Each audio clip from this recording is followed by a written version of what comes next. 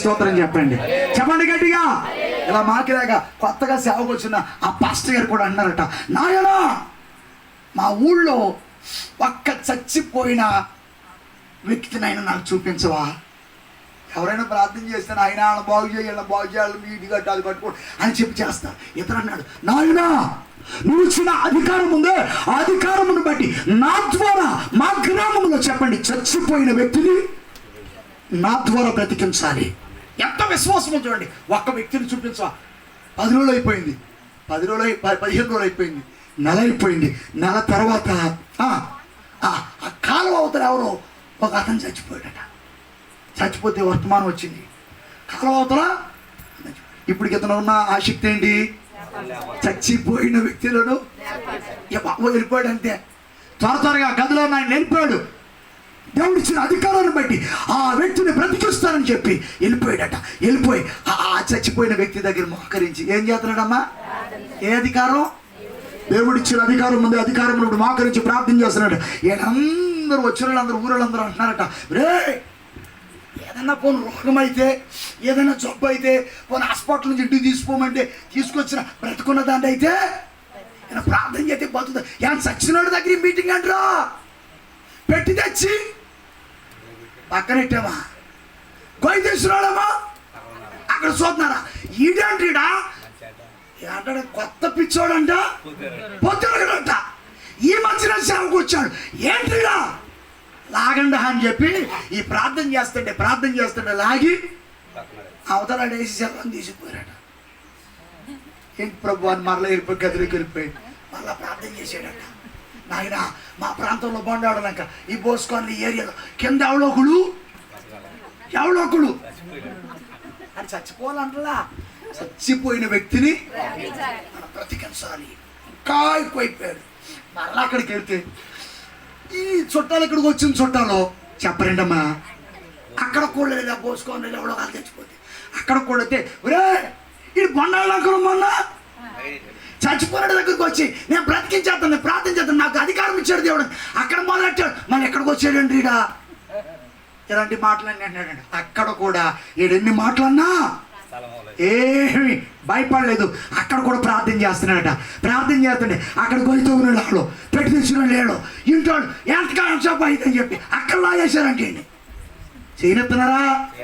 అక్కడ లాగేసి ఇలా 4-5 చోట్ల జరిగిన తర్వాత ఖచ్చితంగా దేవుని పాదాలు పట్టుకుని ఉపవాసం ఉండి కన్నీళ్లు కార్చి చెదరెత్తి స్తోత్రం చెప్పండి.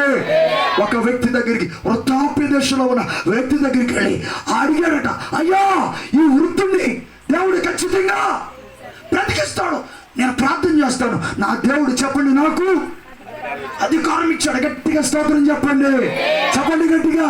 ఒకవేళ ఒక చోట జరగలేదని చింతపడమోక, ఒక చోట నీకు చోటు ఇవ్వలేదని బాధపడమోక, 5-6 స్థలానికి వెళ్ళి అక్కడ ముసలోడికి ప్రార్థన చేసి చచ్చిపోయిన ముసలోడు లేచి కూర్చున్నాడు. గట్టండి గట్టాడు చెప్పండి. అధికారం కలిగిన దేవుడు, సర్వాధికారం కలిగిన దేవుడు ఆ చచ్చిపోయిన కడు వృద్ధుడిని అక్కడ బ్రతికించాడట. చేతులెత్తి స్తోత్రం చెప్పండి, చెప్పండి గట్టిగా. గ్రామం కదిలించబడింది. ఒక్క చోట కదట, ఇంచుమించుగా అది ప్రారంభమై సుమారు 20-25 మందిని చచ్చిపోయిన వాళ్ళను ఆ పాస్టర్ గారు బ్రతికించేటట. దేవునికి మహిమ కలుగును గాక, దేవునికి ఘనత కలుగును గాక. ఇప్పుడు నేను అడుగుతాను, చెప్పండి, ఈ అధికారం ఎవరిచ్చారు ఆయనకి? ఈ 12 మందికి అధికారం ఎవరిచ్చారు?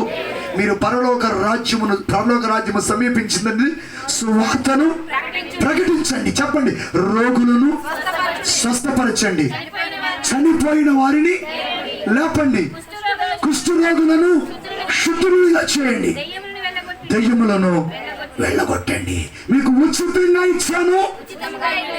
ఉచితంగా చేతులెత్తి స్తోత్రం చెప్పండి. ఈ అధికారం 12 మందికి ఇచ్చాడు. 12 మందికి ఇచ్చి ఒకడు జారిపోతే ఆఖరి అధ్యాయం చెప్తున్నాడు 11 మందితో. అక్కడ ఇంత అధికారాన్ని పొంది, ఇంత ప్రార్థనాత్మ కలిగి, ఇంత రగిలింపు కలిగి ఒకడు జారిపోయాడు. అర్థమవుతుందా?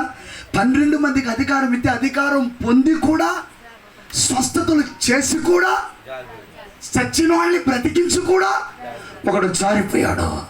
జారిపోయినాడంక చూడొద్దు, పడిపోయినాడంక చూడండి, వాక్యం సెలవిస్తుంది, నాగటి మీద చెయ్యి పెట్టి వెనక తట్టు చూచువాడు నా రాజ్యమునకు వారసుడు కాదని వాక్యం సెలవిస్తుంది. వెనక లాగేశాడు, తప్పిపోయాడు, వెళ్ళిపోయాడు. అయినను వీళ్ళు ధైర్యంగా ఉన్నారు. 11 మంది దగ్గరికి వచ్చి ఆయన అంటున్నాడు, ఇదిగో భూమి మీదను, చెప్పండి, అయితే ఆయన వారి ఎందుకు వచ్చేమంటున్నాడంటే, చెప్పండి, పరలోకమందును భూమి మీదను నాకు సర్వాధికారము ఇయ్యబడి ఉన్నది. కాబట్టి మీరు వెళ్ళి సమస్త జనులను శిష్యులుగా చేయండి. చెప్పండి, తండ్రి యొక్కయు, చెప్పండి, తండ్రి యొక్కయు, కుమారుని యొక్కయు, పరిశుద్ధాత్మ యొక్కయు నామమున మీరు వారికి బాప్తిస్మం ఇచ్చుచు నేను మీకు ఏ ఏ సంగతులను ఆజ్ఞాపించుతును వాటన్నిటినీ గైకొనవలనని వారికి బోధించుడి.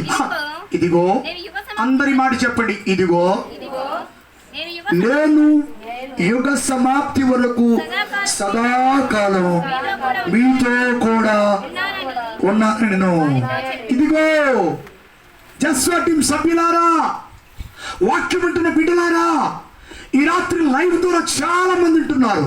అయ్యో నాకెవరున్నారు, నా కండెవరు, నా కుటుంబం నన్ను వెలివేసింది, నా యజమానుడు నన్ను వదిలేశాడు, నా భర్త నన్ను, నా భార్య నన్ను, నా పిల్లలను అనుకుంటున్నావేమో. దేవుడు అంటున్నాడు, దేవుని బిడ్డలారా, ఇదిగో యుగ సమాప్తి వరకు సదాకాలం మీతో కూడా ఉంటానని చెప్పిన దేవుడు. ఏ అధికారం కలిగిన దేవుడమ్మా? సర్వాధికారము కలిగిన దేవుడు. ఆయన నీ పక్షంగా ఉండి నీలో గొప్ప కార్యములు జరిగించునుగాక, నిన్ను స్వస్థపరచునుగాక, చనిపోయిన నీ బ్రతుకును సజీవంగా లేపునుగాక.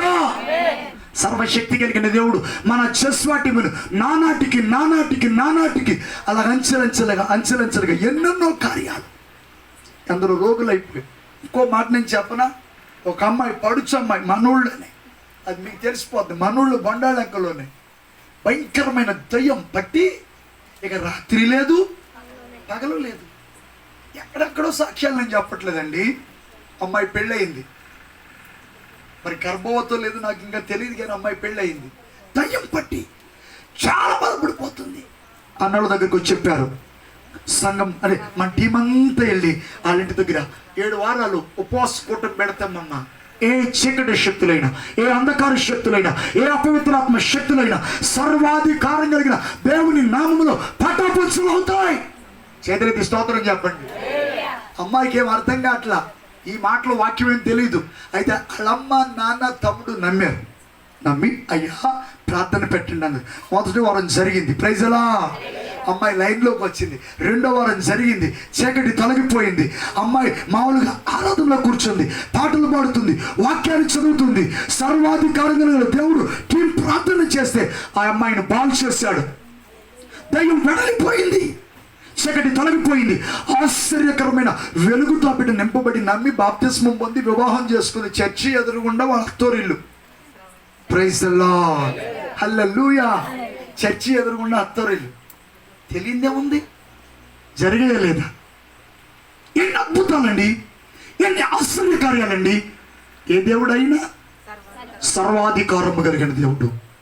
ఈ రాత్రి వాక్యం వింటున్న చెల్లి, వాక్యం వింటున్న తల్లి, నువ్వు ఏ బలహీనతతో ఉన్నా, ఏ బాధలో ఉన్నా, ఏ కురుబాటులో ఉన్నా, ఈ రాత్రి ఇక్కడ వాక్యం చెబుతూ ఉండగా ఆయన వాక్కు పంపి నిన్ను బాగు చేయనుగాక, ఆయన వాక్కు పంపి నిన్ను బ్రతికించునుగాక.